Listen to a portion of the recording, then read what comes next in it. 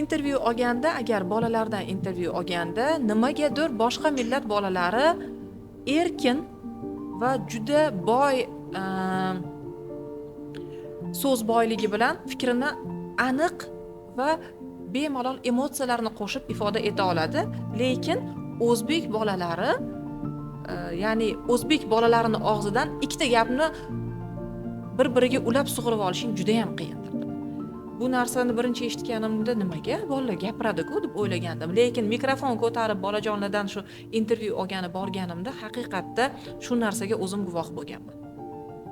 Afsuski shunday.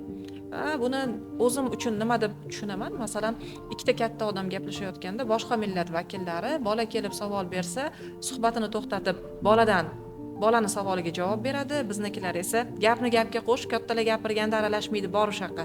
Buni nimagadir bolani gapirtirmaslik, bolani jim bo'lishi bizani tarbiyamizni, o'zbekona tarbiyani qanaqadir bir qismi deb qarashlari. Gapirmagan qulay bolalar yaxshi bolalar hisoblanadi, tarbiyali, odobli bolalar odobli bola hisoblanadi. Lekin aslida bola qulay bo'lmasligi kerak.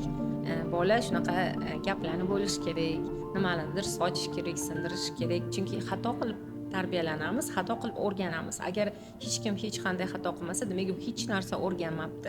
Bolalarimiz bilan ham xuddi shunday. Afsuski bizda siz aytganingizdek